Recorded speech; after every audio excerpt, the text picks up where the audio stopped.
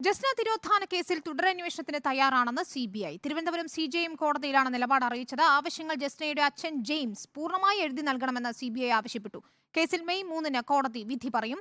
Ashin Diego നൽകും വിവരങ്ങൾ. അഷിൻ, ഇന്നിപ്പോൾ ഇത് പരിഗണിച്ചപ്പോൾ കോടതി എന്തെല്ലാം കാര്യങ്ങളാണ് പറഞ്ഞത്?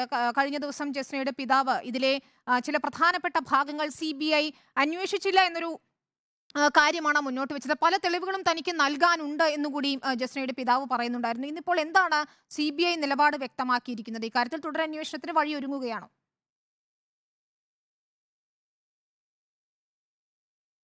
വിനിത, ജസ്ന തിരോധാനവുമായി ബന്ധപ്പെട്ട കേസിൽ ഇന്ന് ഒരു നിർണായക വിധി ഉണ്ടായേക്കുമെന്നാണ് പ്രതീക്ഷിച്ചിരുന്നത്. പക്ഷേ ഈ കേസ് തുടർ അന്വേഷിക്കാൻ തയ്യാറാണെന്ന് CBI കോടതിയെ അറിയിക്കുകയായിരുന്നു. തുടർന്ന് ഈ തെളിവുകൾ, അതായത് ജസ്നയുടെ പിതാവ് ഒരു സമാന്തര അന്വേഷണം നടത്തിയിരുന്നു. ഈ അന്വേഷണത്തിൽ ഇയാൾ കണ്ടെത്തിയിട്ടുള്ള, ജസ്നയുടെ പിതാവ് കണ്ടെത്തിയിട്ടുള്ള തെളിവുകൾ കോടതിയിൽ ഹാജരാക്കണമെന്നാണ് ഇപ്പോൾ CJM കോടതി ജസ്നയുടെ പിതാവിനോട് ആവശ്യപ്പെട്ടിട്ടുള്ളത്.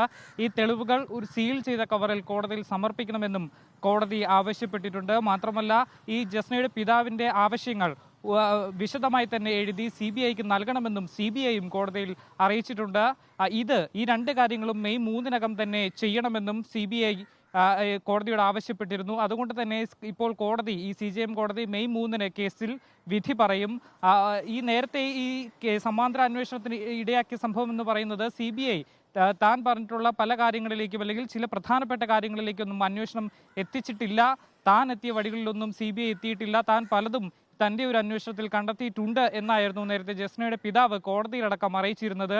ഈ കഴിഞ്ഞ 19-ന് ഈ കേസ് പരിഗണിച്ചപ്പോൾ കോടതിയിൽ CBI അന്വേഷണ ഉദ്യോഗസ്ഥൻ നേരിട്ടെത്തി അറിയിച്ചത് ഈ ഒരു ജസ്നയുടെ പിതാവിൻ്റെ വാദങ്ങളെല്ലാം തള്ളുന്ന ഒരു നിലപാടായിരുന്നു അദ്ദേഹം സ്വീകരിച്ചത്. അദ്ദേഹം പറഞ്ഞത് ജസ്ന ഗർഭിണിയായിരുന്നില്ല. മാത്രമല്ല, പോലീസിന് ഇത്തരത്തിൽ ജസ്നയുടെ രക്തം പുരണ്ട വസ്ത്രങ്ങൾ കണ്ടെത്താൻ ആയിട്ടില്ല എന്നും നിപുൺ ശർമ്മ, ഈ കേസ് അന്വേഷിച്ച നിപുൺ ശങ്കർ, അദ്ദേഹം കോടതിയിൽ നേരിട്ടെത്തി അറിയിച്ചിരുന്നു. തുടർന്ന് ഇന്നത്തേക്ക് കേസ് മാറ്റുകയായിരുന്നു. ഇന്നും ഇത്തരത്തിൽ ഒരു വിധി ഉണ്ടായിരിക്കുമെന്നാണ് പ്രതീക്ഷിച്ചതെങ്കിലും അദ്ദേഹത്തോട് ഇത്തരത്തിൽ താൻ്റെ ഈ ഒരു അന്വേഷണത്തിൽ കണ്ടെത്തിയ നിലപാട്, ഈ തെളിവുകൾ കോടതിയിൽ ഹാജരാക്കണം എന്നാണ് കോടതി അറിയിച്ചിട്ടുള്ളത്. നേരത്തെ 19-ന് അന്ന് തന്നെ ഈ ജസ്നയുടെ പിതാവും പലവിധ ആരോപണങ്ങൾ ഉന്നയിച്ചിരുന്നാൽ ഏറ്റവും പ്രധാനപ്പെട്ടതായിരുന്നു ജസ്ന കാണാതാവുന്നതിന് 4 ആഴ്ചകൾക്ക് മുമ്പുള്ള വ്യാഴാഴ്ചകളിൽ ജസ്ന കോളേജിൽ പോയിരുന്നില്ല. പകരം ജസ്ന ഒരു ആരാധനാലയത്തിൽ പ്രാർത്ഥിക്കാൻ പോയിരുന്നു.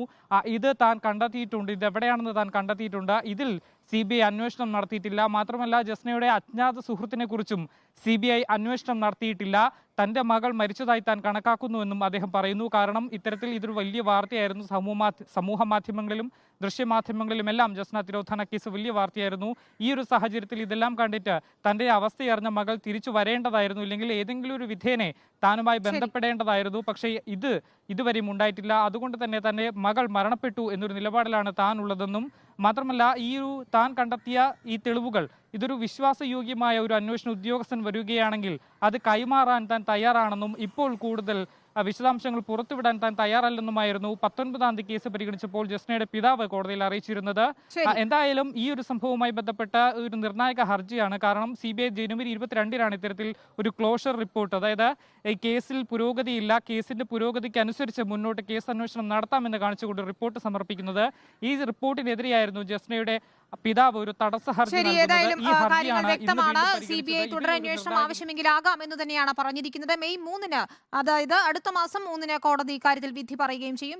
ജസ്ന തിരോധാന കേസിൽ ഏറെ നിർണായകമാകും ആ വിധി എന്ന് തന്നെയാണ് അഷിൻ ഡിയാഗോയും വ്യക്തമാക്കുന്നത്.